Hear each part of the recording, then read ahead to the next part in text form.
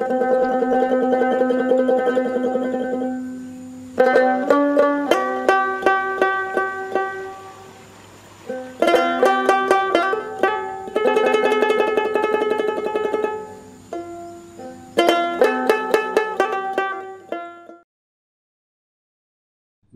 যতগুলো চাষ হয় জমিতে তার মধ্যে একবার অন্তত ডাল শস্য থাকলে ভালো।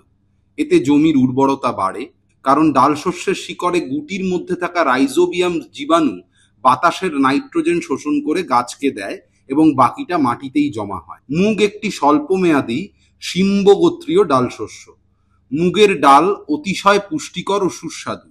এতে প্রায় 25 থেকে 28% প্রোটিন আছে। মুগ কিছুটা খরা সহ্য করতে পারে। প্রায় সব মাটিতেই মুগ চাষ হয়, তবে জলা জমিতে এই শস্যের চাষ একেবারেই ভালো হয় না। তাই জল নিকাশের সুবিধাযুক্ত দোআঁশ অথবা বেলে মাটি মুগ চাষের উপযুক্ত। জমি গভীরভাবে চাষ দিয়ে ঝুরঝুরে মাটি তৈরি করতে হবে, কারণ এইসব ফসলের শিকড় অনেক গভীরে যায়। আমার বাড়ি দক্ষিণ কাশীনগর। আমার নাম অঞ্জনা সাহু। আমি একজন মুগ চাষি। আমাদের মুগটা ফেলা হয় মাঘ মাসের প্রথম সপ্তাহে। প্রথমে মুগটাকে ছড়িয়ে দেওয়া হয়, তারপরে লাঙ্গল করা হয়। ওটা লাঙ্গল করার পরে 15 থেকে 20 দিনের মধ্যে গাছটা বেরোয়। গাছটা বেরিয়ে পরপর গাছটা বড় হতে থাকে। 3 মাসের মধ্যে গাছে ফল ফুল আসে এবং 3 মাসের মধ্যে পেকে যায়। এবারে মুগটা পরপর তোলা হয়। আর মুগ চাষে সার না লাগলে মানে বললে চলে, খুব কমই লাগে। আর সার ওষুধ খুব কমই লাগে। আর ভিটামিন জাতীয় আমরা দুধ টুধ মারি, গায়ের দুধ এইগুলো স্প্রে করি। সমস্ত ডাল শস্যের ক্ষেত্রে জৈব বীজ শোধক ট্রাইকোডার্মা ভিরিডি 4 গ্রাম প্রতি কেজি বীজের সঙ্গে মেশাতে হবে বীজ বোনার 7 দিন আগে।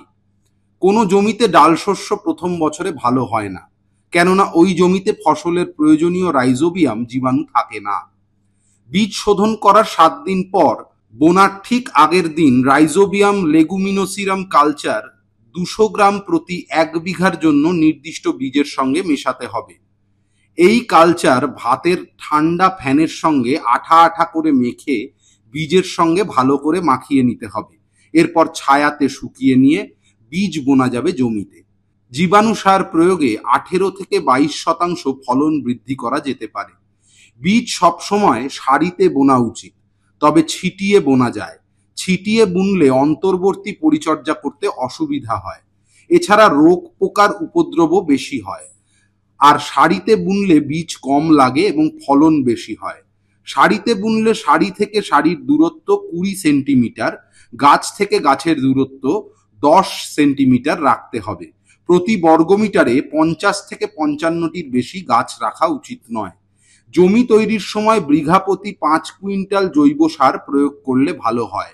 রাসায়নিক সার হিসাবে বিঘা প্রতি 5.5 KG urea, 40 KG single super phosphate ও 4.5 কেজি মিউরিয়েট অফ পটাশ মূল সার হিসাবে শেষ চাষের সময় প্রয়োগ করলে ভালো ফলন পাওয়া যায়।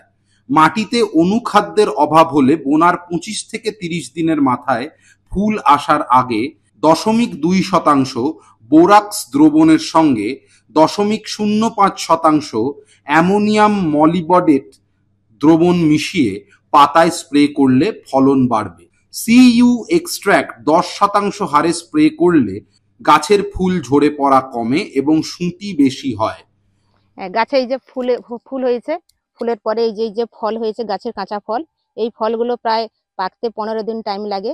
এই যে ফলটা পেকেছে, ফল পেকেছে, এই যে দেখুন মুগ হয়েছে, এটা সবুজ মুগ, এটা সবুজ মুগ হয়েছে। এবার গাছ থেকে এটাকে তুলে নিতে হয়। তুলে নিলে আবার এই যে কাঁচা মুগগুলো আছে এগুলো আবার পাকবে। এই যে ফুলগুলো আছে এই ফুলগুলো পরবর্তীতে আবার ফল ধরবে, ফল ধরে এইগুলো আবার মুগ হবে। সঠিকভাবে চাষ করলে বিঘা প্রতি 140 থেকে 160 কেজি ফলন পাওয়া যায়।